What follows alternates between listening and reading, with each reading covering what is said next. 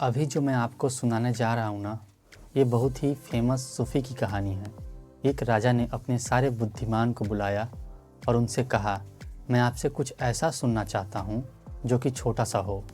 मुझे फुर्सत नहीं है कि मैं बड़े शास्त्र पढ़ूँ, और हाँ, शर्त यह है कि वो जो अच्छी बात है वो एक वचन में पूरी हो जाए और जो हर घड़ी में काम आए।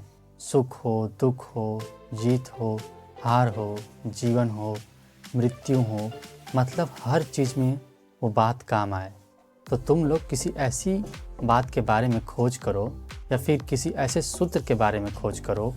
राजा के बुद्धिमान मंत्रियों ने बहुत मेहनत की, बड़े सारे डिस्कशन हुए, लेकिन किसी निष्कर्ष पर वे पहुंच ही ना सके। वो आपस में ही बात करे जा रहे थे कि ऐसी कौन सी बात होगी जो कि सुख में भी काम आए, दुख में भी काम आए, हार में भी काम आए, जीत में भी काम आए, जीवन में भी काम आए, मृत्यु में भी काम आए। मतलब ये तो बड़ी कन्फ्यूजिंग वाली बात हो गई ना। इस पर एक ने कहा, भाई देखो, हम ना बहुत ज़्यादा मुसीबत में पड़ गए हैं, बड़ा सारा डिस्कशन हो रहा है।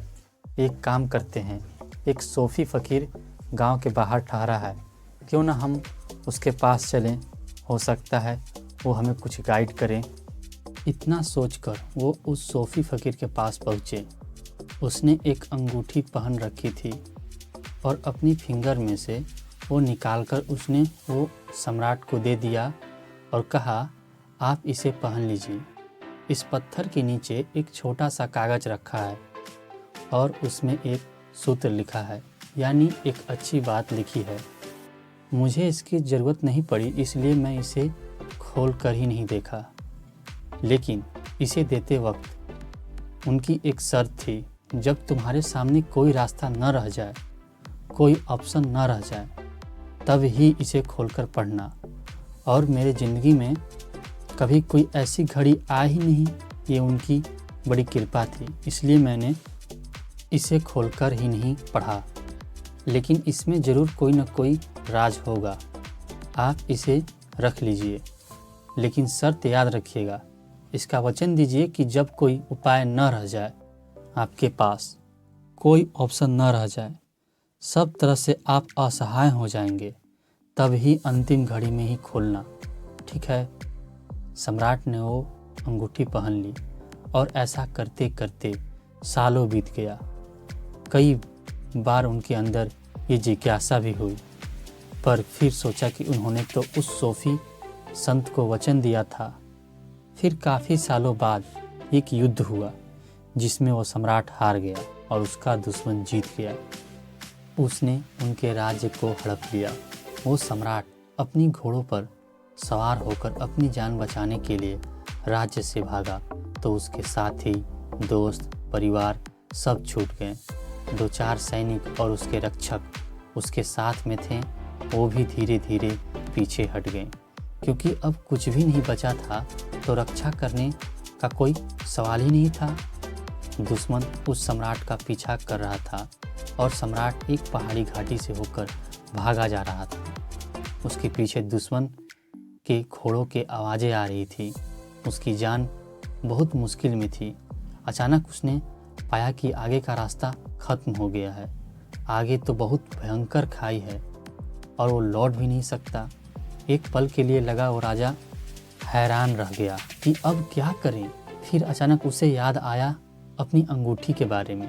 उसने अंगूठी खोली और पत्थर हटाया तो देखा उसमें कागज़ का एक छोटा सा टुकड़ा था, जिस पर लिखा था, ये भी बीत जाएगा। ये पढ़ते ही राजा के चेहरे पर मुस्कुराहट आ गई।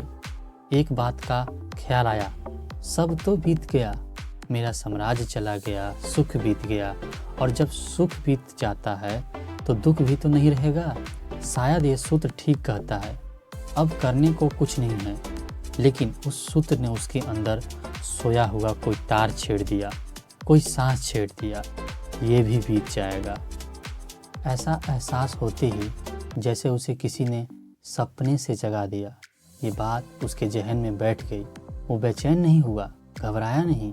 और चांस की बात है, थोड़ी देर तक तो घोड़ों की टाप सुनाई दे रही थी, फिर वो टाप बंद हो गई। शायद सैनिक किसी दूसरे रास्ते पर मुड़ गए थे। घना जंगल और बीहड़ पहाड़ में उन्हें कुछ नहीं पता चला कि सम्राट किस तरफ गया। धीरे धीरे घोड़ों की टाप दूर हो गई। राजा ने अंगूठी वापस पहन ली। कुछ दिनों बाद उसने अपने दोबारा अन्य राज्य के राजाओं को इकट्ठा किया और उससे उस दुश्मन पर हमला किया और फिर से जीत हासिल की। अपने सिंहासन पर बैठा। जब वो राजा अपने सिंहासन पर बैठा तो उसे बड़ा अच्छा लग रहा था।